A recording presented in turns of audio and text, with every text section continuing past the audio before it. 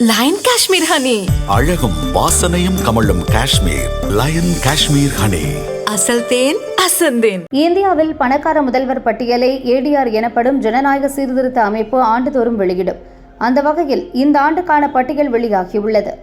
தேர்தலுக்கு முன் முதல்வர்கள் தாக்கல் செய்த பிரமாண பத்திரம் அடிப்படையில் பட்டியல் தயாரிக்கப்பட்டுள்ளது. மொத்தமாக பட்டியலில் இடம்பெற்றுள்ள 31 மாநில முதல்வர்களின் மொத்த சொத்து மதிப்பு 1630 கோடியாக உள்ளது. இதில் ஆந்திர முதல்வர் சந்திரபாபு நாயுடு முதலிடத்தை பிடித்துள்ளார். அவரது சொத்து மதிப்பு 981 கோடி. அவர் நடத்தி வரும் பால் உற்பத்தி நிறுவனம்தான் அவருக்கு இவ்வளவு பணத்தை வாரி வழங்குகிறது.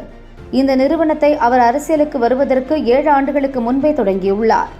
1992 தொடங்கிய இந்த நிறுவனத்தின் பல கிளைகள் உருவாகி அவரது சொத்து மதிப்பு உயர்ந்துள்ளது.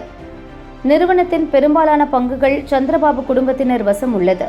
சந்திரபாபு நாயுடுவின் மனைவி புவனேஸ்வரிக்கு 24.37% பங்குகள் உள்ளன. அருணாச்சல முதல்வர் பெமா காந்து 332 கோடி சொத்துக்களுடன் பட்டியலில் 2ஆம் இடத்தில் இருக்கிறார்.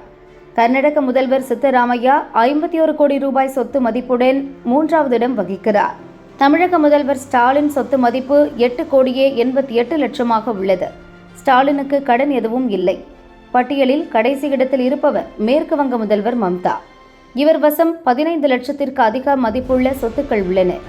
2016 சட்டசபை தேர்தலின் போது இவரது சொத்து மதிப்பு 30 லட்சமாக இருந்தது.